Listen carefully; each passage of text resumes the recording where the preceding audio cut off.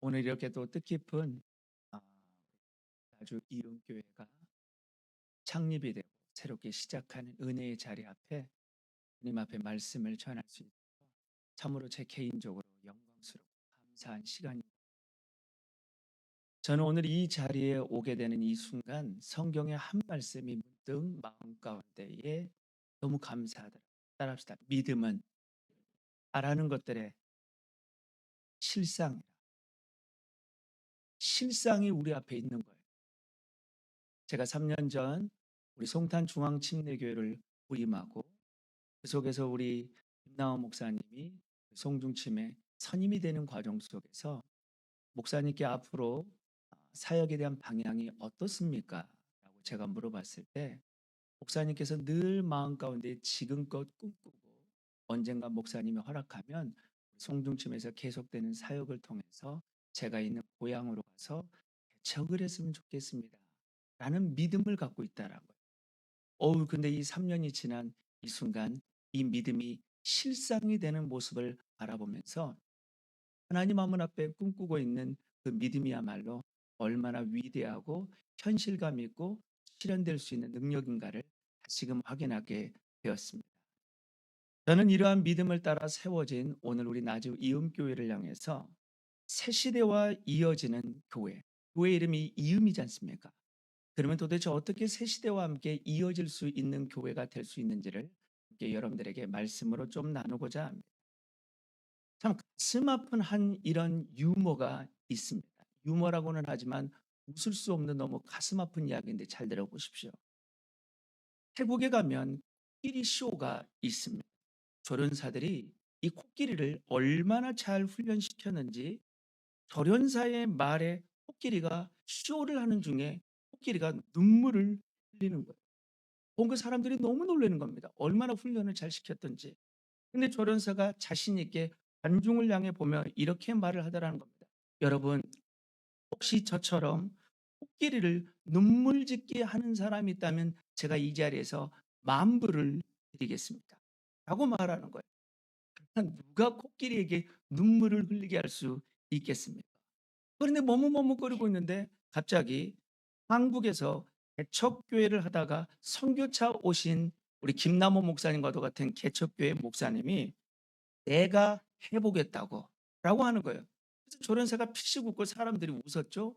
그런데 갑자기 이 목사님이 코끼리에게 뭐라고 말하냐면은 자신이 개척교회를 사역하면서 얼마나 힘들고 어려웠는지를 코끼리에게 말하는데 코끼리가 감동을 받아서 울었다라는 거예요. 이 이야기는 여기서 끝나지 않습니다. 당황한 조련사가 한 번 더 물어봅니다. 코끼리에게 눈물도 흘릴 수 있겠지만 여러분, 코끼리의 앞발을 드는 분에게 제가 만불을 드리겠습니다. 코끼리의 앞발을 드게 하는 누가 할 수 있겠어요? 근데 역시 또 우리 개척교회 목사님이 갑자기 딱 나오시더니 코끼리 귀에 대놓고 뭐라고 속닥속닥 말하는데 코끼리가 앞발도 아닌 뒷발까지 드는 거야. 앞발 뒷발. 조련사가 너무 놀래가지고 목사님에게 개척교회 목사님에게 물어봤다는 거예요. 목사님, 도대체 코끼리에게 무슨 말씀을 하셨습니까? 라고 물어봤다는 거예요. 네, 딱 한마디만 했습니다. 아니 그게 무슨 말입니까? 코끼리야, 나랑 같이 한국에 가서 개척교회 하지 않을래? 코끼리가 놀라 양발 뒷발을 타들었다는 거예요. 교회 개척이 얼마나 힘들면 교회를 개척하는 목사와 함께 그 뜻을 다하는 성도들이 얼마나 힘들면 코끼리마저도 눈물을 짓고 앞발 뒷발을 다 들었다는 거예요. 여러분, 한국 교회가 위기를 맞이하고 있습니다. 있는 교회들마저도 쓰러지는 듯한 이 어려운 시국 속에서 이 모두가 안 된다라고 말하는 이때에 교회를 새롭게 개척한다는 거, 이거 사실 쉽지 않습니다. 하지만 그럼에도 불구하고 교회 개척이 아무리 쉽지 않다라고 어렵다 하지만 그럼에도 잊지 말아야 될 한 가지 사실이 있어요. 교회가 무엇입니까? 교회는 예수님이 주인 되심으로써 이 세상의 구원의 빛을 전하는 생명의 공동체입니다. 그래서 교회의 주인은 주님이세요. 그렇게 교회를 개척하는 것이 김남호 목사님과 그 교회를 개척하는 담임 목사인 것 같지만 그 교회의 개척은 다름 아닌 주님이 이 모든 것을 행하십니다. 그러게 아무리 시대적인 어려움이 있다 할지라도 교회의 개척이 교회의 개척 속에 은혜 가운데 될 수밖에 없는 것은 바로 교회의 주인이 주님이시기 때문인 줄 믿습니다. 오늘 본문은 지금 우리보다 더 힘겨운 시대 속에 개척되어졌던 한 교회가 소개되어지고 있습니다. 근데 그 힘든 가운데서도 교회가 개척되어건만 이제 우리 시대 가운데에 모델이 된 한 교회가 있어요. 그 교회가 어떤 교회입니까? 다름 아닌 안디옥 교회입니다. 안디옥 교회는 예루살렘 교회가 박해를 피해 사방으로 흩어졌던 성도들에 의해 세워졌던 이방인들의 최초의 교회입니다. 그러기에 예루살렘 교회 입장에서 보면은 이것은 예루살렘 교회의 한계적인 상황 속에서 세워졌던 일명 변두리 교회입니다. 교회를 의도적으로 개척했던 것이 아니라 예루살렘 교회가 스데반 집사가 핍박을 받고 죽고 나서 교회가 도망자들이 도망 다니다가 성도들에 의해 세워진 교회가 바로 다름 아닌 안디옥 교회라는 거예요. 그런데 여러분 이거 아십니까? 변두리 교회라고 생각한 그 안디옥 교회가 오히려 교회의 처음이었던 예루살렘 교회가 감당하지 못했던 땅끝까지 복음을 전하는 사명을 감당하는 최초의 교회가 됩니다.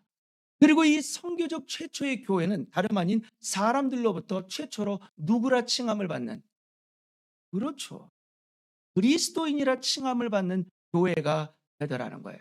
그렇다면 도대체 안디옥 교회는 어떤 교회였기에 이처럼 놀라운 역사를 이룰 수 있었을까요? 아니, 우리 나주 이음교회 역시 어떻게 하면 이 안디옥 교회처럼 온전히 세움받고 곳곳에 이름의 그리스도인이라 칭함을 받는 선교적 교회가 될 수 있을까요? 저는 이에 대한 답변이 우리 현수막에 있다고 생각을 합니다. 특별히 이음교회라는 이 이름을 짓고 우리 김나원 목사님께서 교회의 목표로 정한 이 세 가지의 그 교회의 놀라운 비밀이 있다고 생각합니다. 첫째, 하나님과 이어지는 교회였습니다. 하나님과 이어지는 교회. 여러분 안디옥 교회 탄생의 배경은 이렇습니다. 사도행전 11장 19절 21절을 한번 자막을 읽어보시길 바랍니다. 읽겠습니다. 시작.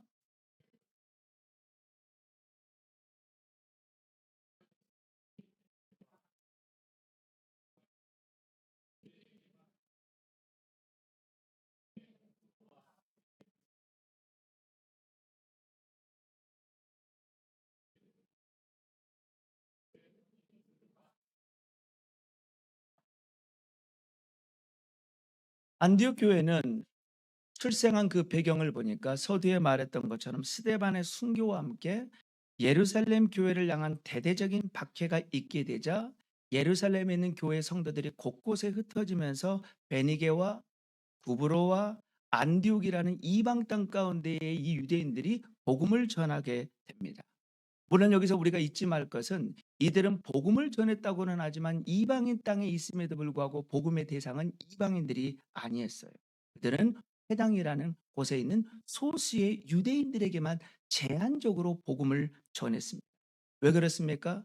예수를 믿었음에도 불구하고 여전히 유대적 그리스도인이었던 그들은 이방인들을 생각하기에는 그들은 구원의 은혜에서 멀어진 존재라는 신사고를 가지고 있었어요. 쉽게 말해 저들에게는 말씀을 전해봤자 믿을 만한 사람이 하나도 없다라는 그런 편견을 가지고 있었다는 겁니다. 그런데 이런 편견을 가지고 있는 많은 다수의 유대인들과는 달리 이런 상황을 돌파하는 무명의 소수의 전도자들이 있었어요. 그 전도자들은 어떤 사람들이었습니까? 구브로와 구브로와 구레네 출신의 몇 명에 있는 성도들이 어디에? 안디옥에 있는 헬라인들에게 복음을 전했다는 거예요. 근데 이 몇몇 이름 없는 출신들의 이들이 안디옥에게 복음을 전하자 어떤 결과를 맞이하게 되었습니까? 수많은 사람들이 누구를 믿고 예수님을 믿고 돌아옴으로 인해서 그들이 함께 모여 마침내 안디옥 교회가 탄생하게 되었다는 겁니다. 여러분 놀랍지 않습니까? 안디옥 교회는 베드로가 세운 교회가 아니에요. 안디옥 교회는 예수님의 제자였던 요한이 세운 교회도 아닙니다. 안디옥 교회는 그렇다고 사도 중에 사도던 바울도 아니에요. 안디옥 교회의 모든 창립의 출생의 배경은 무명의 성도들이 전도함으로 인해서 개척된 교회였습니다. 그러면 어떻게 이 사도가 아닌 무명의 이름 없는 이 성도들로 인해서 이와 같은 놀라운 교회가 세움받을 수 있었을까요? 그 이유를 가리켜 성경은 뭐라고 말하고 있습니까? 주님의 손이 그들과 함께 계시더라. 그들의 열의가 아니었어요.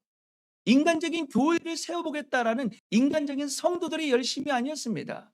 교회의 창립을 기대하면서 교회를 열심히 세워보겠다는 어떤 목회자의 꿈이 아니었습니다. 교회가 교회로 세움받을 수 있었던 것은 주님의 손이 함께 있기 때문입니다. 주님의 손이 함께 있다는 것은 이 무명의 성도들이 주님의 손과 함께 이어졌다는 거예요. 주님의 손을 붙잡았다는 거예요. 주님이 그들과 함께 이어짐으로 인해서 그들의 손을 붙잡아 주었다는 것입니다. 개척을 하는 이 순간, 모든 것이 꿈이 이루어진 듯한 이 순간에는 기쁨인 것 같지만 실한 것은 우리 김남원 목사님과 사모님과 함께했던 개척교회의 모든 동역자들은 시간이 지남을수록 때로는 외로울지 몰라요. 때로는 인간적인 마음 속에 한숨과 가슴 답답한 마음이 있을 때가 있습니다.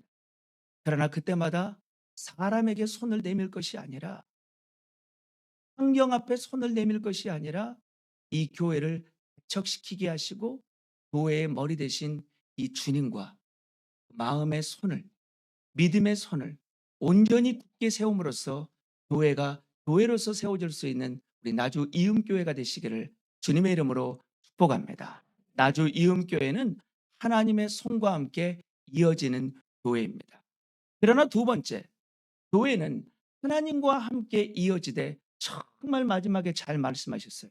성도와의 이어지는 교회가 돼야 돼요. 교회의 머리 대신 예수님과 함께 몸인 성도들이 함께 이어지지 않고는 교회가 교회다울 수 없는 것입니다. 그래서일까요? 오늘 13장 1절을 보십시오. 안디옥 교회를 보십시오. 함께 읽겠습니다. 시작.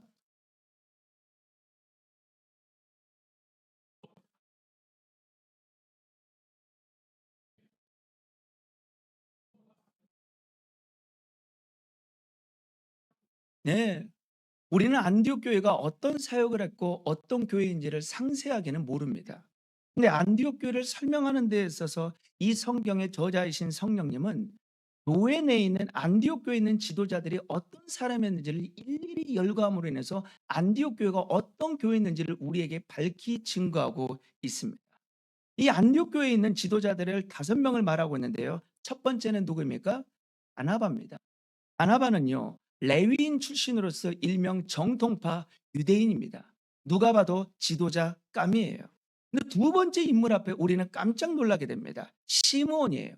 근데 이 시므온을 설명하는 데 있어서 그의 출신을 의도적으로 말하고 있습니다. 니게르라고 말하고 있습니다. 니게르, 이것은 바로 다름 아닌 검다라는 뜻으로서 여기에서 파생된 단어가 다름 아닌 니그로, 곧 흑인을 말합니다. 그 당시에 흑인은 거의가 노예였어요. 그러게 특별히 인종차별주의였던 유대인들의 입장의 관점에서 보면 시므온, 곧 흑인이었던 그들은 당연히 비참한 인간이었습니다. 근데 그 비참한 인간이 바로 다름 아닌 교회의 지도자였다는 거예요. 세 번째 인물은 구레네 사람 루기오입니다. 구레네는 다름 아닌 현재의 리비아입니다. 또 다른 종족이에요. 네 번째 인물을 우리가 또 집중을 해야 됩니다. 마나인이라는 사람인데 이 사람이 어떤 사람인지를 상세하게 말하는데 분봉왕 헤롯의 젖동생이다라고 말하고 있습니다. 젖동생이라는 것은 한 어머니의 젖을 먹고 자란 친형제나 친구와 다름없다라고 말합니다. 그런데 왜 젖동생이었던 헤롯을 강조합니까? 헤롯은 유대인들에게 있어서 로마 제국의 하수인으로서 증오의 대상입니다. 근데 그런 증오의 대상과 함께 어린 시절부터 친분이 있었던 게 다름 아닌 마나인이었다는 거예요. 그런데 유대인들에게 있어서 증오의 대상이었던 그 대상과 함께 절친했던 이가 바로 교회의 지도자였다는 겁니다. 감정적으로 힘든 대상이에요. 근데 더 힘든 대상이 있어요. 마지막 누구입니까? 사울입니다. 바울이었던 사울. 이 바울의 옛 이름이었던 사울은 교회를 심히 핍박했던 초대교회의 대적자입니다. 그러고 보니까 어떠십니까? 그 지도자들이 너무나도 다양하다 못해 어쩌면 출신을 보고 살아왔던 삶을 보고 성품을 보고 이력을 보면 도저히 하나 될 수 없는 사람들이에요. 도저히 이어질 수 없는 이해관계입니다. 하지만 그럼에도 불구하고 교회의 머리 대신, 교회의 주인 대신, 교회에 부름받은 그 주님 앞에서 이들 모두가 이어졌어요. 사랑으로 하나가 됐습니다. 그리고 연합했습니다. 어쩌면 안디옥 교회가 이처럼 최초로 선교할 수 있었고 그리스도인이라 칭함을 받을 수 있었던 원동력의 첫 번째 걸음이 있었다면 그것은 다름 아닌 그들은 소수였지만, 그들은 핍박받았지만, 그들은 삶의 결핍이 많았지만, 그들은 예수 그리스도와 함께 연결됨으로 인해서 피차가는 서로의 지체로 연결되어 있었기 때문입니다. 그래서일까요?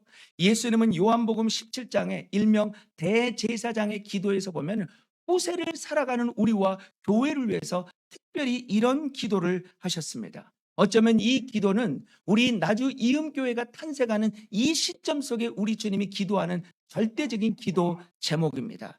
요한복음 17장 11절 22절을 한번 자막으로 보십시오. 읽겠습니다. 시작.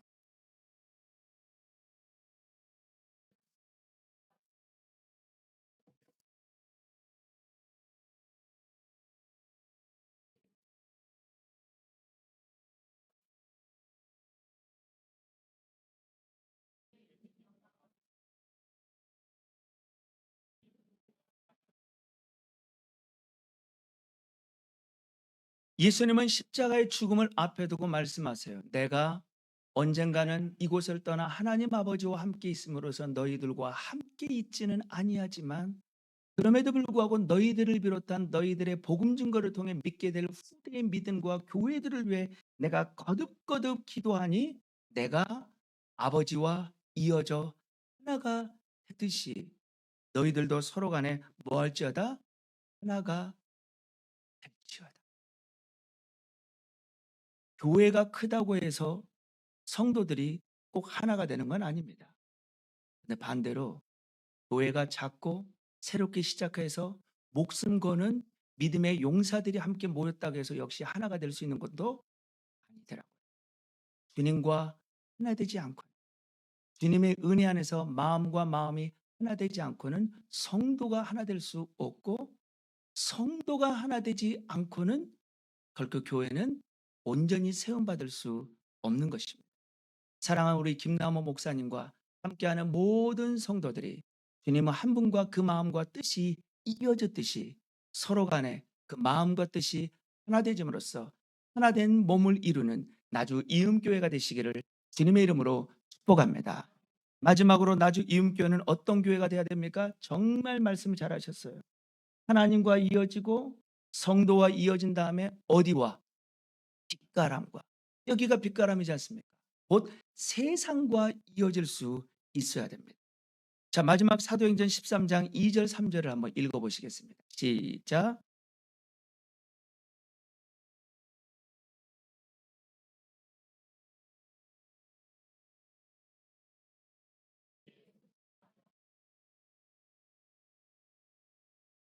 우리는 이 본문을 너무 당연시 읽지 모르겠지만 사실 그 당시에 있는 안디옥 교회 입장에서는 충격적인 상황입니다. 왜냐하면 지금의 안디옥 교회는 최초의 이방인 교회로 인해서 부흥의 부흥을 거듭하고 있고 그 영향력이 확대됨으로 인해서 지금에 있는 이 교회는 정점에 이르렀어요. 쉽게 말해 교회가 이보다 더 좋을 수 없는 상황입니다. 근데 이보다 더 좋을 수 없는 팀워크를 이루고 있는 이 상황 속에서 성령님께서 갑자기 안디옥 교회를 향해 뭐라고 말하고 있습니까? 이 교회의 중심적 역할을 하고 있는 누구를? 바나바와 바울을 선교사로 보내라는 거예요. 여러분 바나바와 사울이 누구입니까? 교회의 담임 목사격입니다. 그들의 영향력이 교회 내 지금 막강하고 있고 어쩌면 그들을 통해서 교회가 온 성도들이 하나가 되어서 영향력을 끼쳐낼 수 있는 교회 운영을 생각한다면, 교회의 인간적인 형편을 생각한다면 이 두 사람들은 결코 안디옥 교회에서는 떠나서는 안 되는 사람입니다. 차라리 다른 사람을 지명할 수 있어요. 니게리였던 한 사람, 차라리 어떤 교회 지도자들을 더 다른 사람들을 보낼 수 있는데 교회 지도자군 중에서 핵심되는 두 사람을 보내라니 이해가 안 되는 거예요. 하지만 그럼에도 불구하고 안디옥 교회는 마침내 바울과 바나바를 세상에 보냅니다. 왜 그래요? 교회가 존재하는 이유는 세상을 향한 보냄에 있기 때문입니다. 예수님이 하나님 아버지로부터 세상에 보냄을 받았듯이 예수 그리스도와 함께 연결된 성도로 연결된 교회 역시도 이곳이 좋사오니가 이곳이 변화산상이 되어서는 안 되는 것이, 우리의 전국적인 사역지는 어디입니까? 세상입니다. 우리 삶의 자리입니다. 그렇다면 주님이 이 시대에 많고 많은, 제가 보니까 나주를 이 빛가람에서 요 왔다 갔다 한번 해보니까 교회가 정말 많더라고요. 그럼에도 불구하고 교회가 또 하나 있음으로 인해서 교회가 있는 것이 아니라 이 나주 이음교회를 향한 하나님의 기대하시는 사명이 있다면 다른 게 아닙니다. 성도 한 사람 한 사람을 말씀과 은혜 안에서 잘 훈련시킴으로 인해서 삶의 곳곳 속에서 평신도 선교적 삶을 살아가는 것, 이것이 바로 우리 나주 이음교회가 주님 한 분 앞에 개척되고 세움받은 이유인 줄 믿습니다. 물론 쉽지 않은 사명입니다. 이게 말이 그렇지 세상이 이와도 같은 강팍한 시대 속에서 성도가 보냄받아 시대적인 사명으로 살아간다는 것이 쉽지가 않아요. 그러나 말씀했죠. 교회를 주님이 세우심으로 교회를 주님이 책임지신다면 주님이 세상을 보내시는데 그냥 보내지 않으십니다. 마가복음 3장 13절 15절을 함께 마지막으로 읽겠습니다. 시작.